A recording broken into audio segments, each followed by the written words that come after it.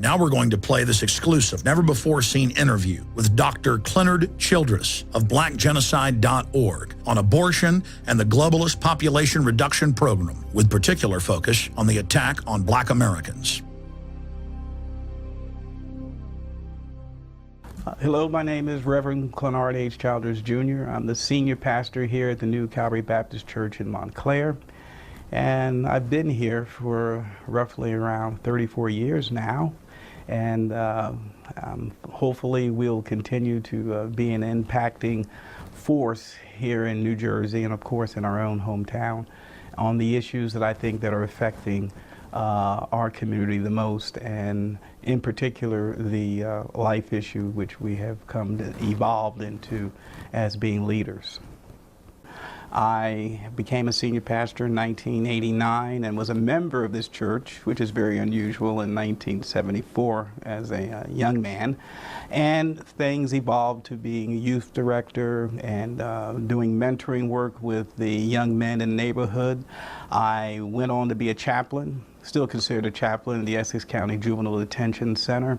And our broad spectrum of ministry looking to meet the need of the given society which we are in at this present time in this region caused us to attempt to get involved in just about every facet of an individual's life, and each having a different forte within the body of Christ. Here we try to use our giftings and talents to further their needs, have their needs met, and also broaden our influence in this region. It's very difficult. We're a very conservative congregation, to say the least, in the terms that are afforded in this present day as what is conservative. I call it Christian. And we believe in the Bible. We believe in the Judeo-Christian ethic. We believe that it is crucial that this nation once again get back on that foundation if we're ever going to have any sanity. And hopefully we can continue to, in our efforts in social activism and just preaching the good news, and we can be faithful in that and hopefully be a part of that. So the important thing to the Baptist Church is, one, more members.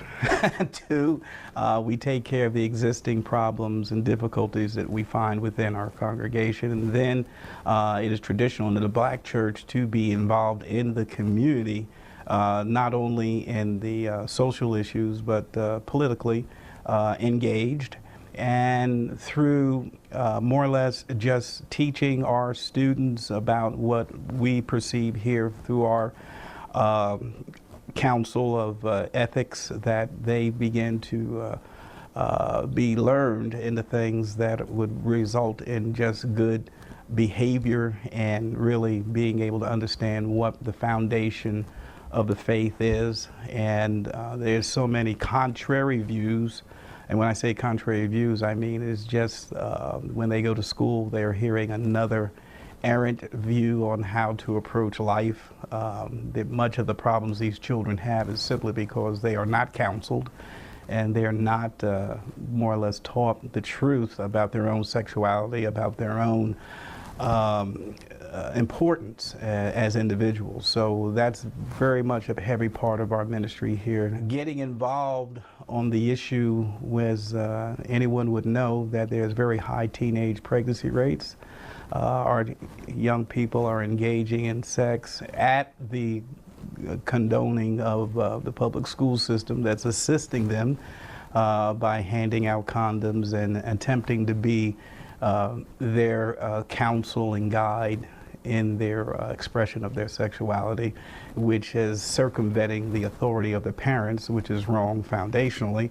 And so we have this epidemic of STDs, epidemic of pregnancies, and an epidemic of promiscuity. And so sex was never designed to be one that was outside of the context of marriage. And so we're living in a society today that has challenged that principle, and we're reaping now what we have sown. So we're teaching our children the benefits of abstinence and the benefits of saving themselves for marriage. And of course, also letting them to know that abortion does kill a baby, that at 42 days there are brain waves, at 21 days there is a heartbeat. Even recently now they're saying at 18 days there's a heartbeat. And many of our young ladies and young men do not understand that that is life.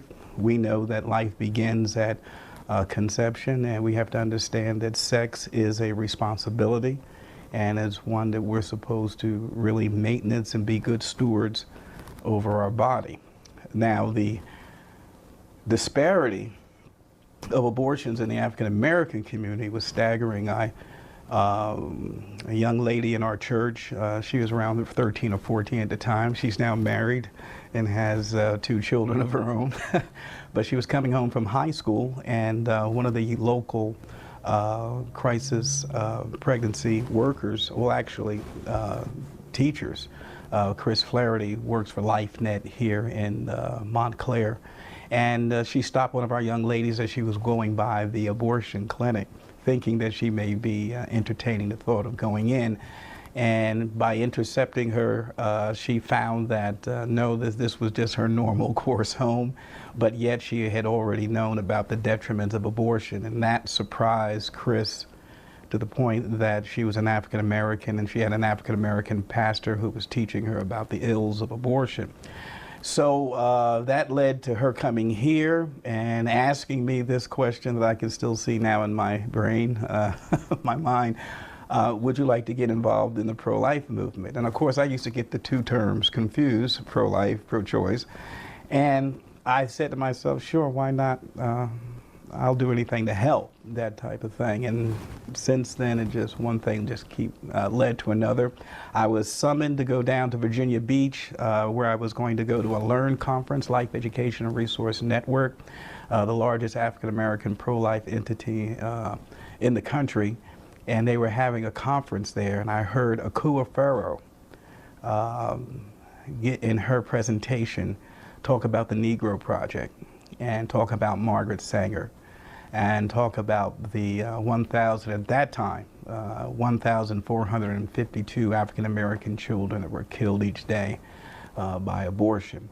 And needless to say, the targeting, the systemic way it was presented, the diabolical plan and the ideology was staggering.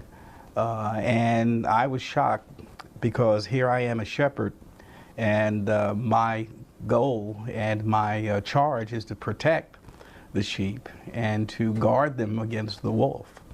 And here this is going on right underneath my nose, so to speak, in our community, unabated. And no one was challenging the Planned Parenthoods, the abortion industry, and no one was challenging the African American leadership that was actually, I would find later, condoning not only abortion, but also benefiting from abortion. So that began the quest that we're on right now, and which led to us being major players in the pro-life movement. Well, Margaret Sanger was a devout racist, and that's what people need to know first. And her ideology was one, of course, that we are now finding out more and more today, that basically stemmed from Darwinism, that the survival of the fittest, and that a master race more or less should be bred, and that African Americans, Australians, and other ethnicities that they deemed were inferior needed to be either exterminated or their numbers reduced greatly. She was very profound woman, but yet jaded, and we find that she was relentless in her pursuit of this ideology being implemented in modern society.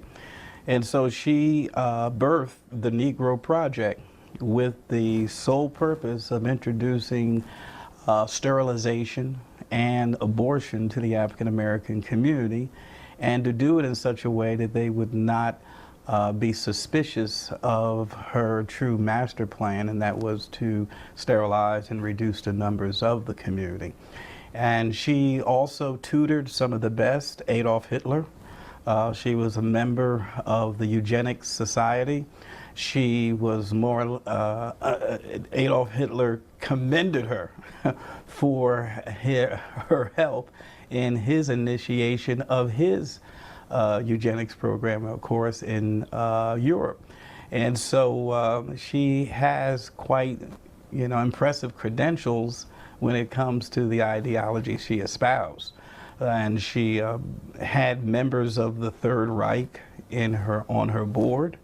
It was amazing that no one ever suspected or investigated this woman's background and associations earlier, even during that time. But it was unspoken, it was well censored, it's been the best kept secret in America, but right now it's really coming to light more so than ever before. She was brilliant in her strategy. She also perceived that if you're going to reach the African American, you have to do it from a religious persuasion.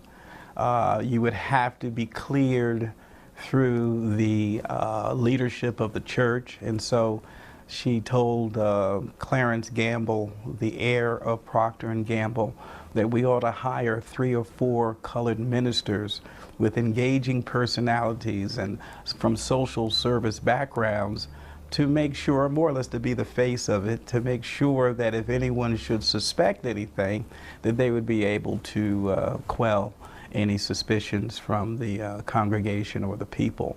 And so, but that was very insightful insight, and that is how our community, even today, if you look at sociologically speaking, the most respected person in the African American community is still the preacher. Believe it or not, it's still the preacher. And second, the doctor. Third, the politician. She perceived that early and went out and began to commandeer clergy. As a matter of fact, they had contests where they awarded preachers who would give the best sermon to basically to facilitate this plan for the Negro Project, a eugenics sermon, so to speak. And they were awarded money, and but yet, unfortunately, it didn't really take root as she would like it to until, of course, 1973. Eugenics is the targeting of any ethnic group with the goal of either controlling the propagation or the fruitfulness of that group when it comes to birth, or exterminate that group. And the key thing is targeted, and also the key thing is that the goal is to reduce. Genocide is when you are already now in motion with your plan to reduce, and you're now beginning to have the effects that you desired. The numbers are decreasing. Numbers are decreasing. The birth rate is going down. In the African American community today, it's at 1.97. You need 2.1 in order to maintain the present population. Presently, because of abortion, we're at 1.97. We're already beneath the replacement level. And so then at that point, you can say, your plan is working. You've gone, you're awarded in the eugenics community with be able to say that your work is now a genocide.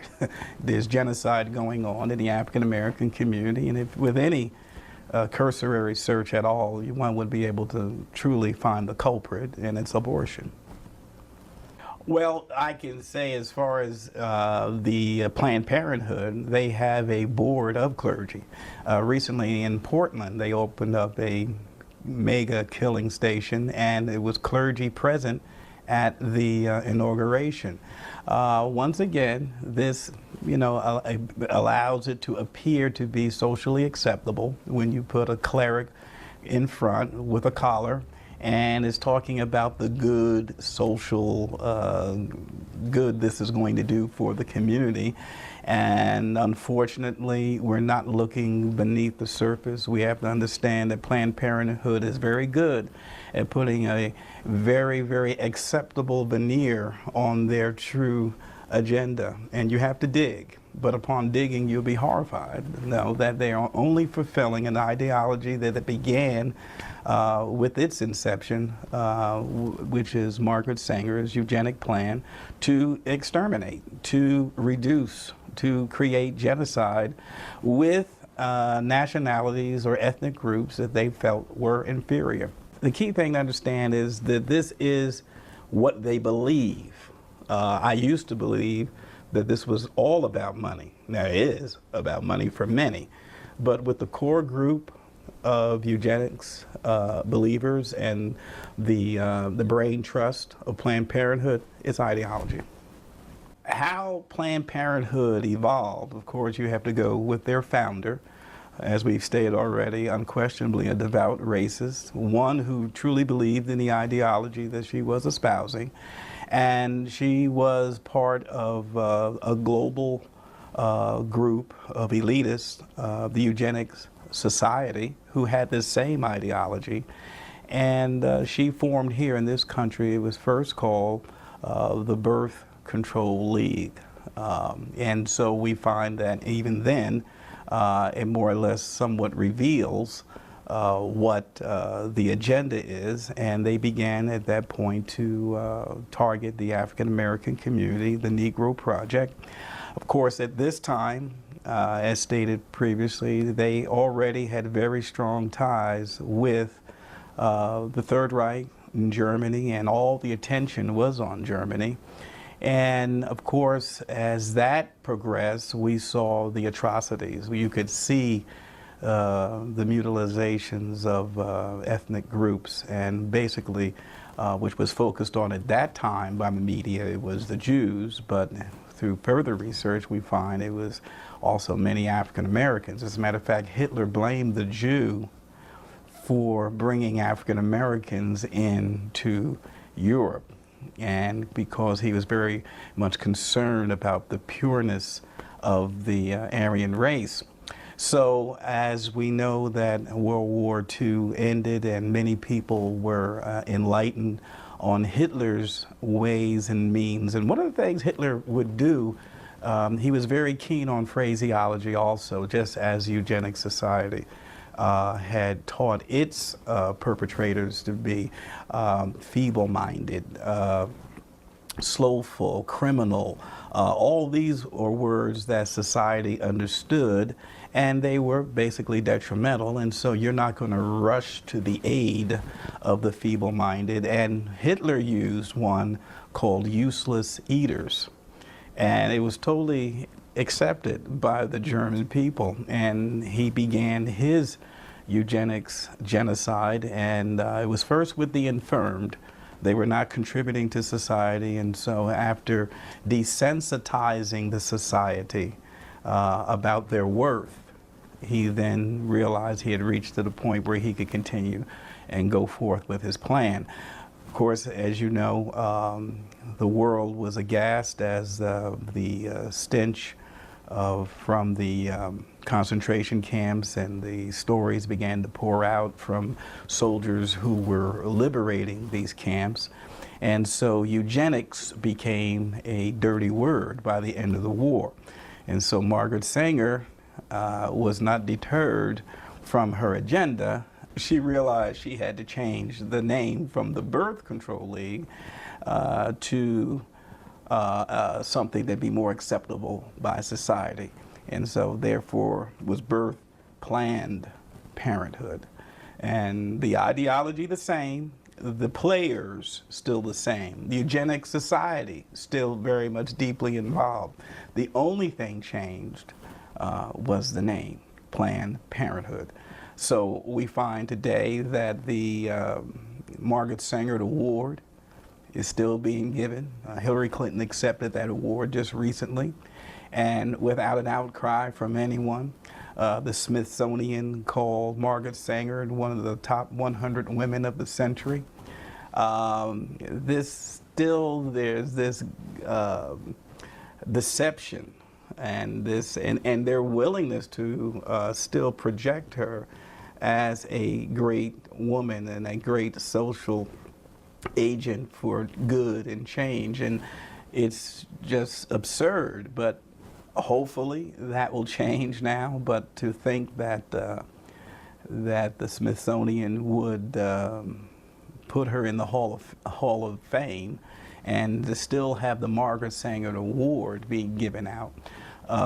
It's just like giving out the Ku Klux Klan Award. But even though their ideology and plan also was to pit the races against each other, you need a fall guy. And so the Klan, which unbeknownst to them was the fall guy, the true work of racism was being done once again behind the scenes. So where you have an outcry and outrage against the Klan and no outrage or outcry against Margaret Sanger, against the Margaret Sanger Award, against the Smithsonian honoring her, it's absurd, but it shows the depths of the deception and how deep it's gone.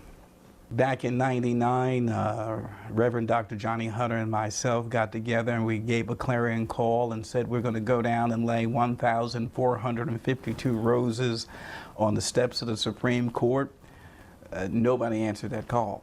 A few did come with us, Star Parker, Damon Owens, a few pastors who went part of the way with us, and I can't think of their names right now, but God bless them and I thank them for any participation. But that led me to know right then and there that there was going to be very much an uphill battle. And yet we did complete it. We laid 1,452 roses at the Supreme Court to bring attention to the number of African Americans killed each day by abortion.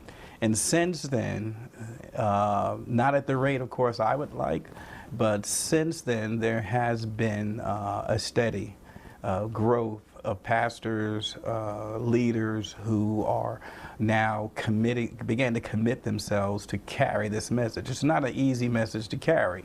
Number one, you're going to be pitted against your own people.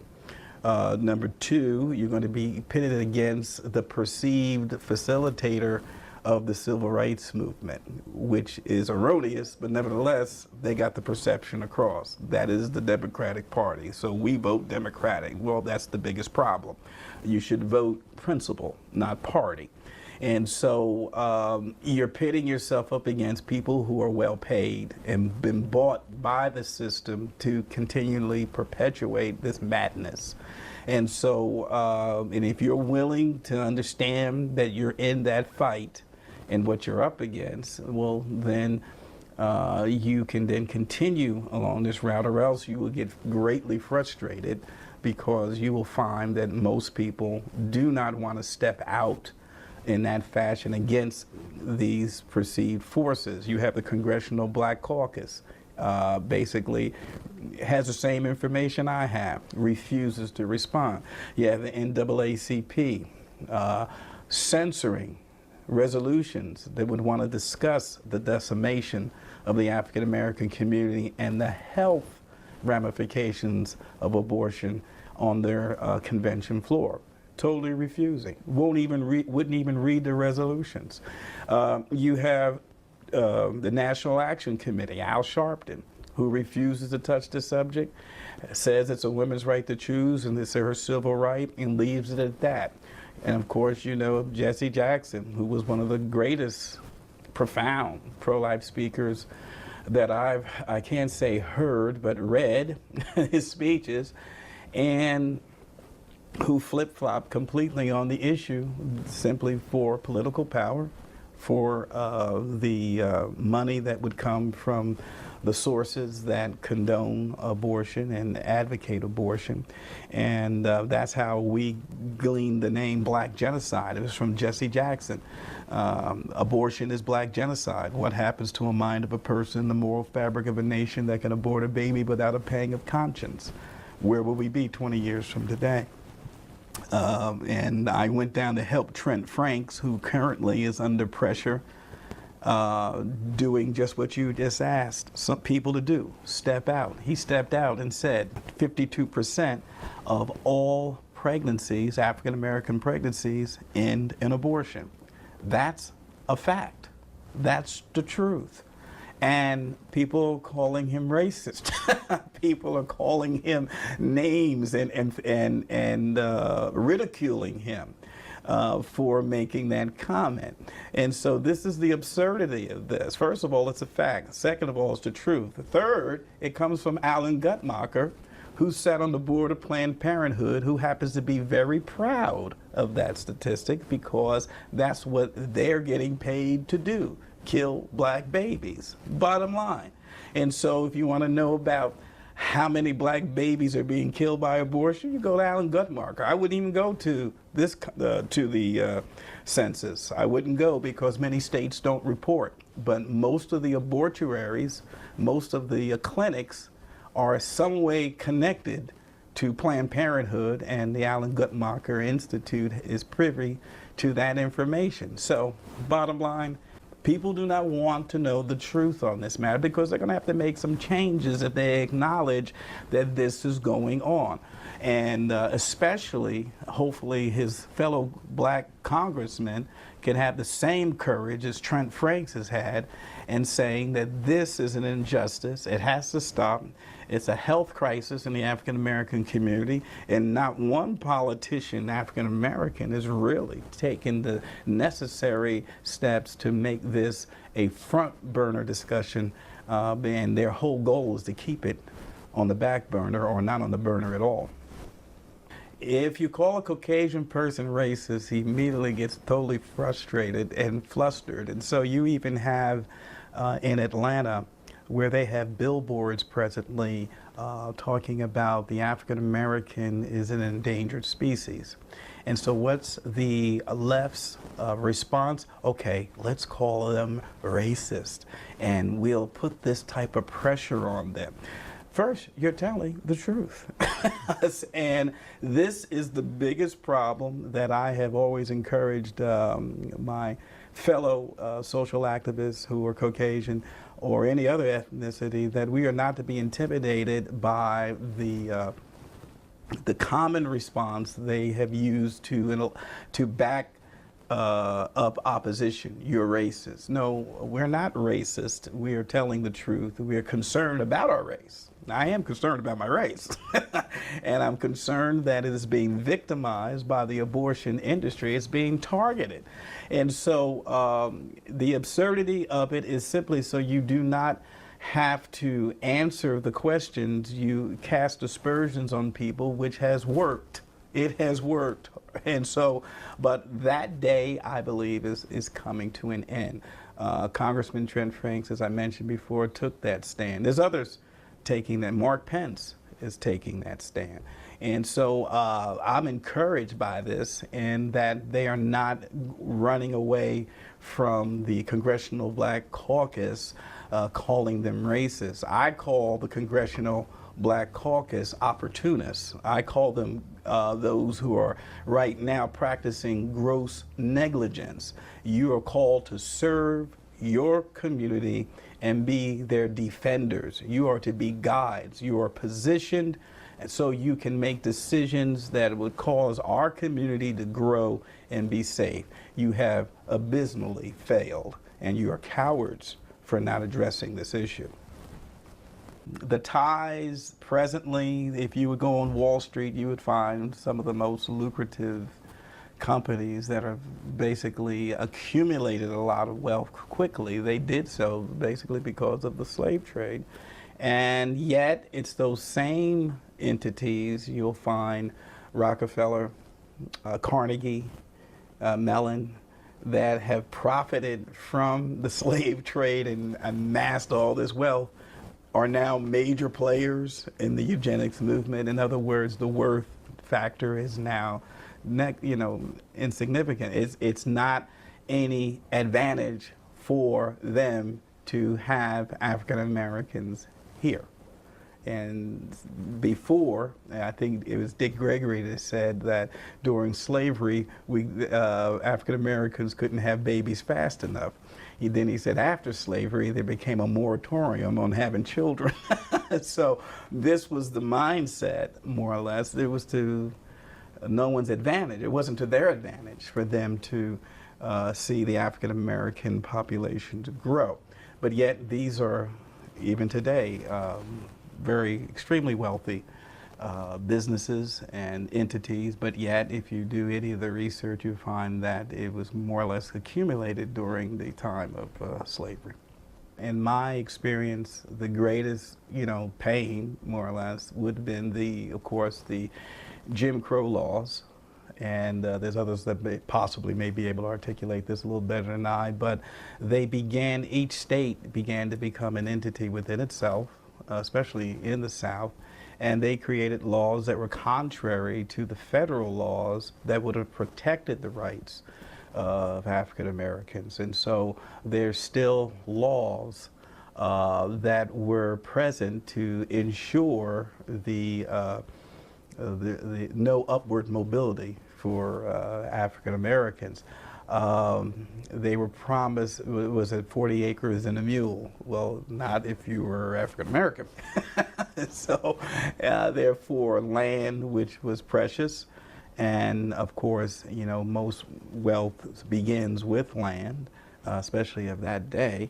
If you're not able to buy land, and if you did have land, there's a good chances it would be taken from you.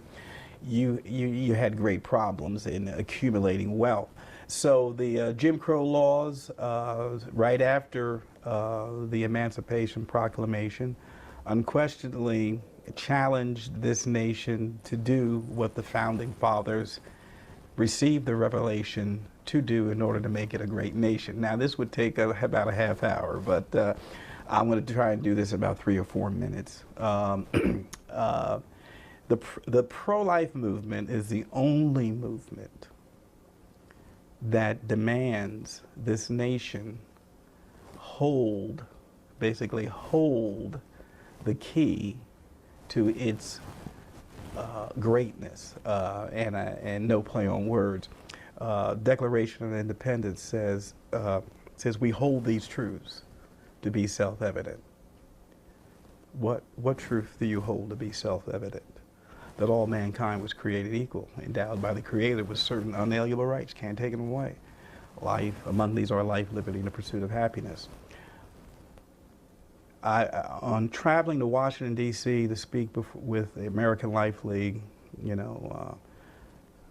I came to the understanding of why Dr. King said what he said in 1963, but also understood that there's only one movement today that could ever allow this nation to be the nation that God intended, because America never held that truth. But the Founding Fathers received revelation. Revelation never meets you where you're at. You're to ascend to the pinnacle of that revelation, like Moses receiving the law. Okay, we got the law now. Now we have to ascend. We have to move from where we're at and begin to embrace this law. The Founding Fathers, the major constructors of the Constitution, John Adams, Benjamin Franklin, and Thomas Jefferson. Thomas Jefferson did not hold that truth. Washington did not hold that truth. God was saying, fellas, if you can get the nation to hold this truth and your laws reflect it, I'll make this the greatest nation ever on this planet. We've never held it. Even now, there were those, it's just like Abraham and Lot. Abraham says, is there 50 righteous? Is there 45? Is there 30?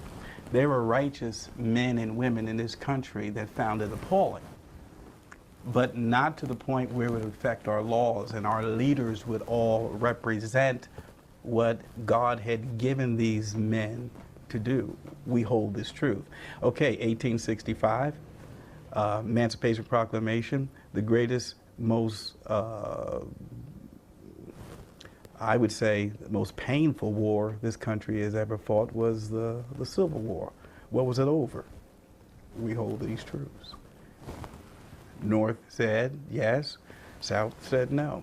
Right after that, you went right into the Jim Crow laws, where 1963, Dr. King goes to the Lincoln Memorial and says, America has become a schizophrenic nation. Why? Simply because It says that we hold these truths to be self-evident. You had men fight on foreign shores for other people's rights, and when they got back home, they couldn't ride in the front of the bus. We never held the truth. And so now it's 1965. You have the first Civil Rights Amendment, which is another story I don't want to feel like getting into right now, but you have the amendment. Okay, we're going to begin to undo the Jim Crow laws. It's shortly right after that, you have, I think it's Denver in 68, come up with the first laws where you can actually mutilate and kill a child in the womb by law. It's either Colorado or New York that became the first states. Soon as it looks like you're getting ready to get it together to hold this truth, there's always a mutation of some sort of evil to represent, no, you don't hold this truth. And so in 1973, you have Roe versus Wade. And now it's federally, it's across the board. My point is this: the pro-life movement is the only movement in America that demands that this nation hold this truth. And when we do, we will be the place that Dr. King, I believe, saw in 1963, where Mississippi becomes an oasis of truth. And by the way, there's a personhood bill out of 31 personhood bills in the country right now, 31 states. There's only one state, I believe, that has the best chance passing, Mississippi. 1963, Dr. King said Mississippi will be an oasis of truth. At that time, Mississippi was burning.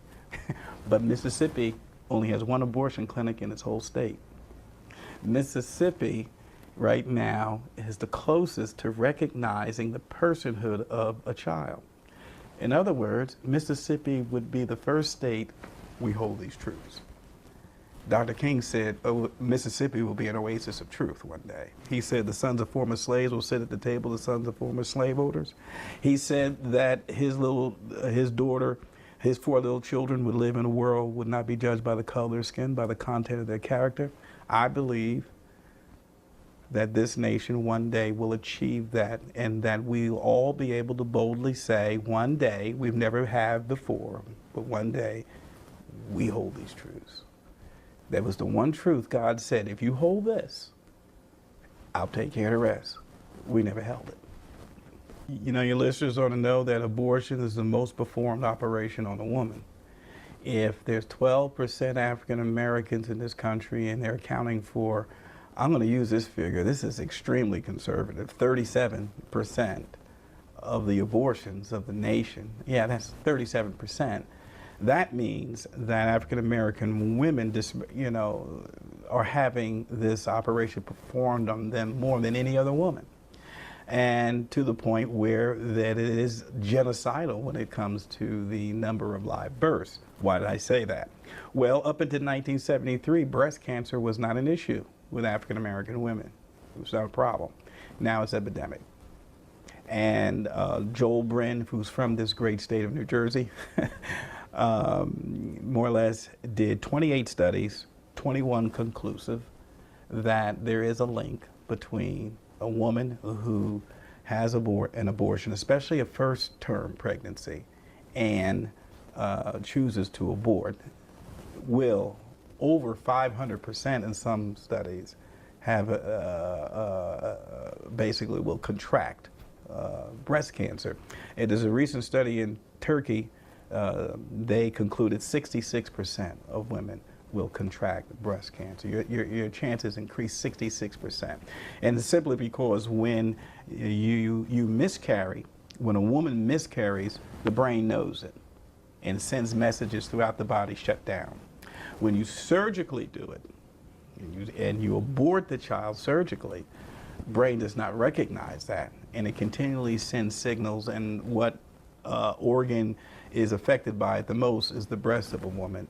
By the time it begins to shut down and realize there's no child, there's so many hormones and other things that are there, and they become cancerous later on. Now, African American women now lead the country in preterm deaths of their children because abortion is being sold to African American women as a contraceptive, which is unquestionably the most detrimental thing other than the death of the child, because you're now have created a situation with this woman that she's not able to carry full term when she wants a child. And so preterm deaths, once again, was not an issue in the African American community, and now they lead the country in that. Then there's a psychological problem with abortion, and I say psychological problem. It is this: the industry does not recognize. I'm talking about the medical industry, postpartum abortion syndrome. Now, here a woman can miscarry, and she can go through postpartum. But you're saying a woman that chooses to abort or may not choose to abort, coerced into abortion, will not go through postpartum?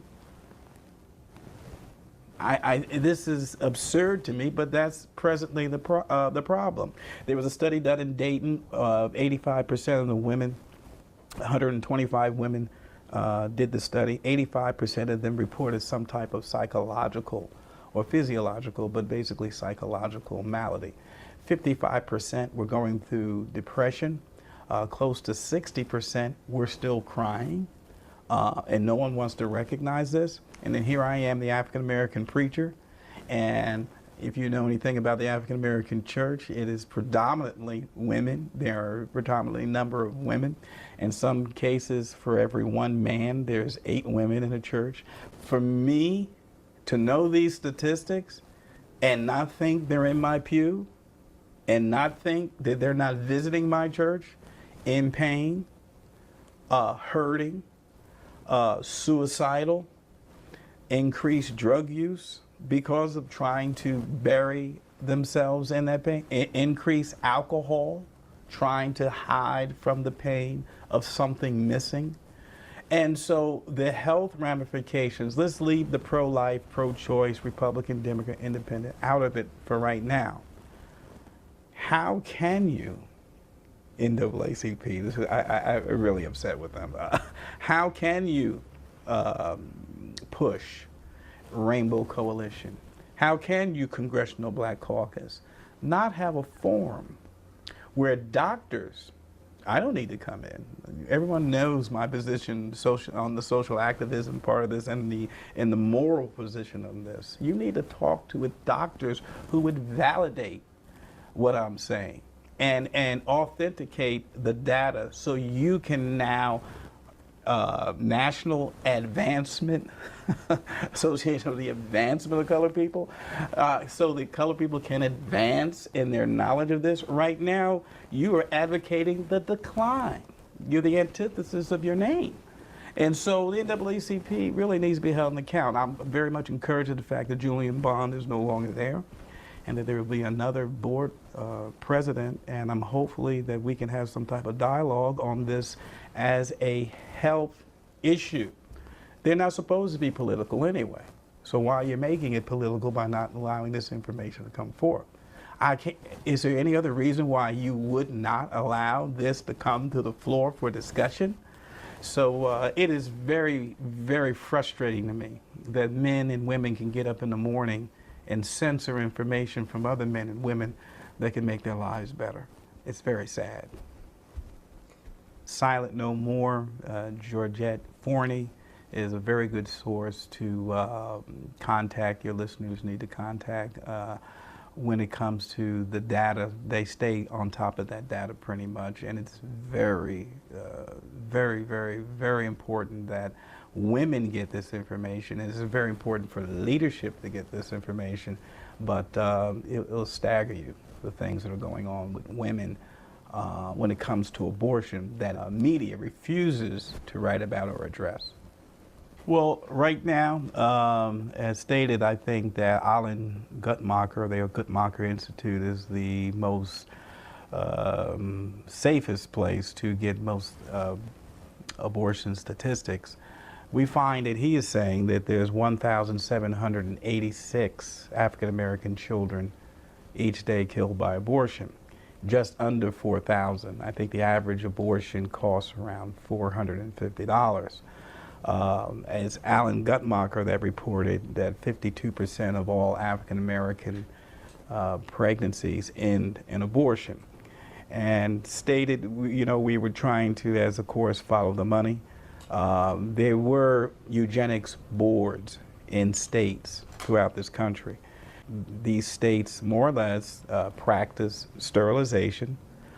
They practice, of course, giving out contraceptives, but punishing African Americans, minority children, minority women with sterilization, and also withholding benefits from them if they chose not to be sterilized. Coercion of this, unquestionably, even today, it's a little bit more subtle, but at that time, benefits were withheld.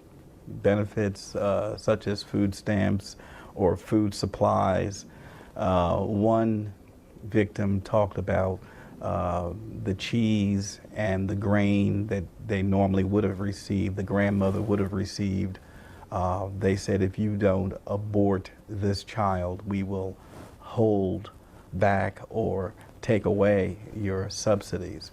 And of course, at that time, especially for a grandmother, in this particular instance, that would have been totally unacceptable, or she would not have been able to see how to meet, you know, her needs. And at that time, she allowed her daughter to be not only the child aborted, but the child sterilized. So it is unquestionably something of a ideology that has been prevalent, especially after slavery, and about controlling the numbers of minorities and African Americans. The last eugenics board, I believe, closed in 1981. I think it was Portland's. But to make a long story short, the government began to see the problems of being in the eugenics business in this nation. You had the Tuskegee incident. And so this was bad press. They began to say, it'd be better if we withdraw. And of course, the reason why they could withdraw, there was someone else who had already changed their name, and that was more than willing to continue the eugenics ideology, and that was Planned Parenthood. And to date, once again, if the taxpayer doesn't know it, $350 million last year went to Planned Parenthood from the government. And this goes through both administrations, Republican and Democrat.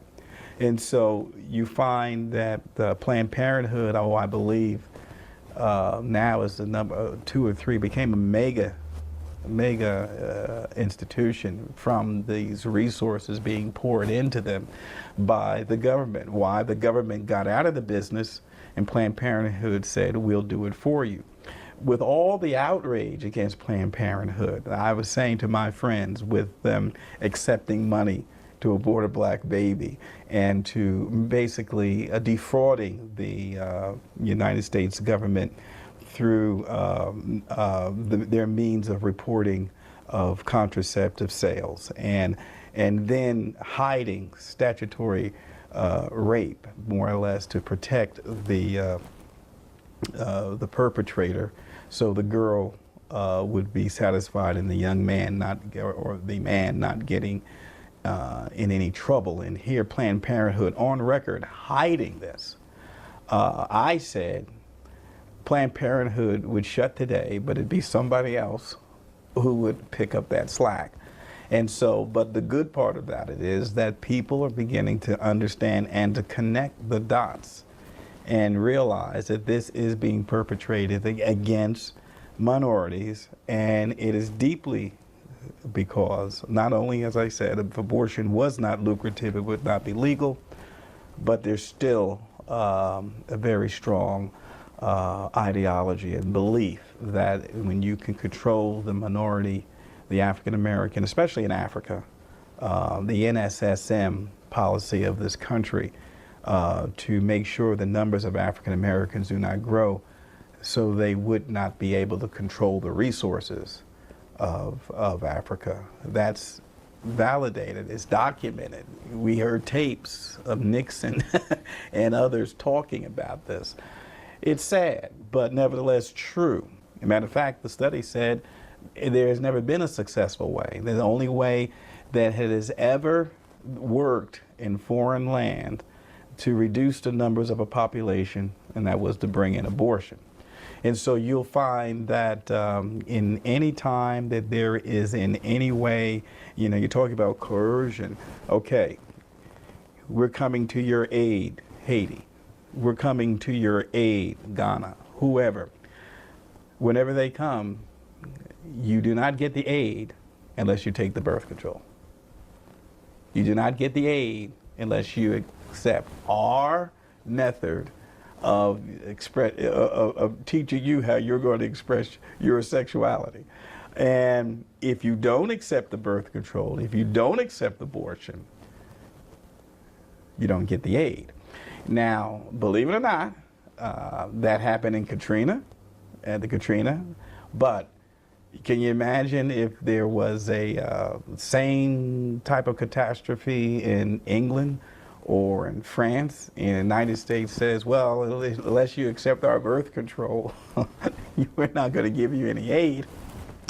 So this is undoubtedly something that is, if they cannot be by deception, it is by coercion. And it is a means that is unquestionably being done today more stealthily, but when it comes to third world, it is coercion, and when it comes to this country, it is basically 85% of it is deception. One, leadership, African American leadership is disgracefully in bed with the abortion industry, and two, the censoring of information. You know, in the interest of choice. Choice implies you've given me the information so I can make it an informed choice. If you hold that information from me, you have an agenda that I would not make an informed choice, and therefore I'd be fitting into your plan. And so these choice advocates are hypocrites, because if it was about choice, they'd be sitting right here with me. You may not even agree with my position on it, but because you're an advocate for choice, you know that means anybody who would censor information would be wrong, because I'm going to use that information to make a choice. So with the African American community, it's been the censoring of this information and not allowing the truth about abortion to come to the forefront of discussion.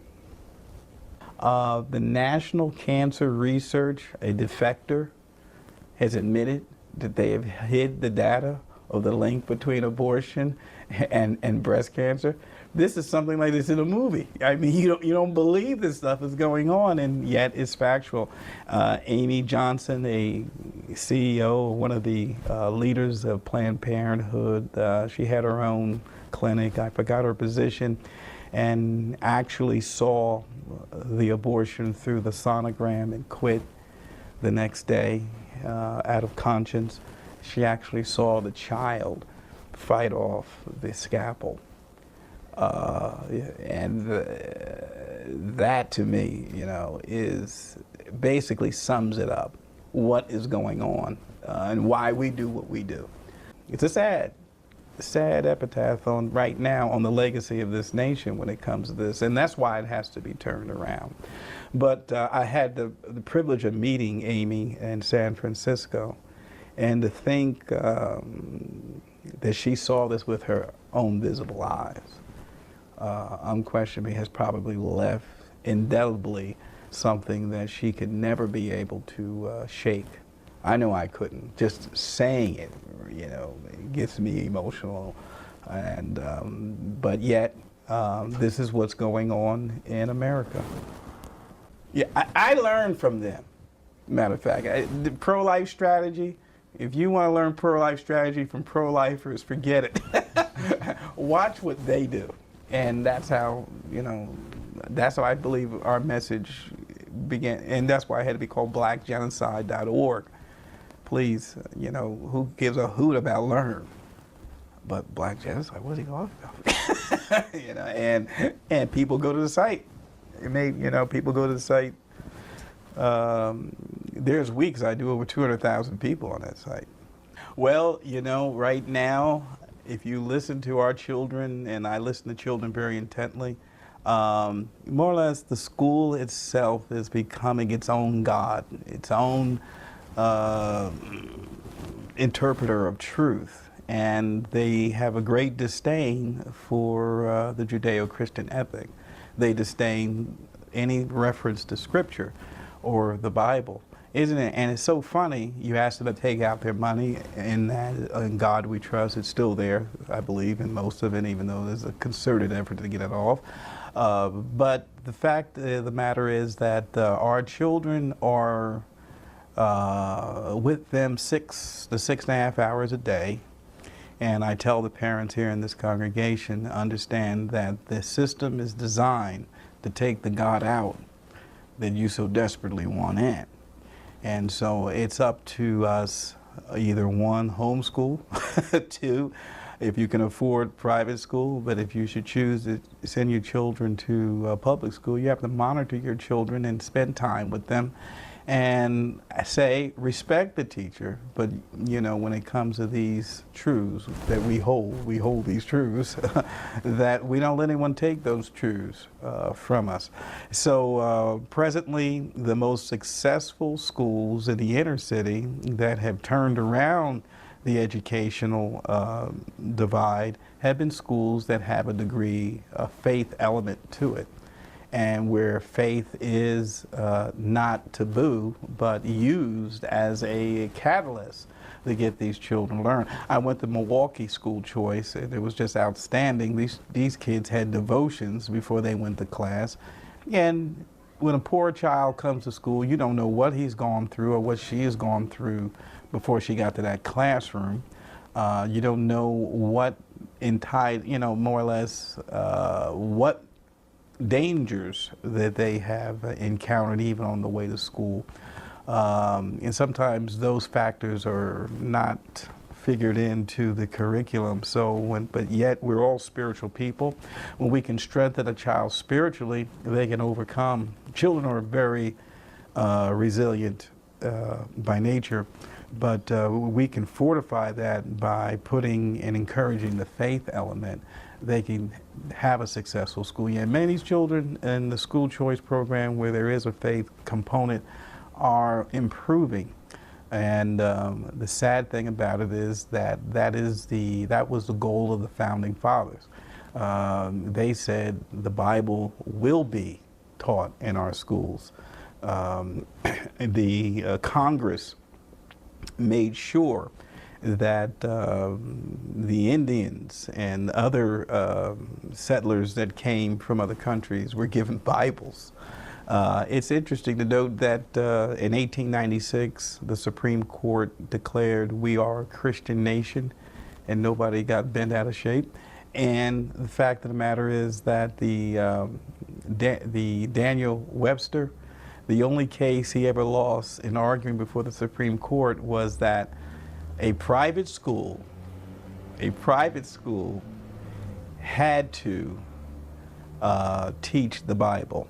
And Congress said, no, a private school does not have to teach the Bible. Congress said a public school has to teach the Bible. A private school is allowed to do whatever they choose to do. Now, look at it today. There's more private schools teaching the Bible than the public schools, because the public schools have tossed it out.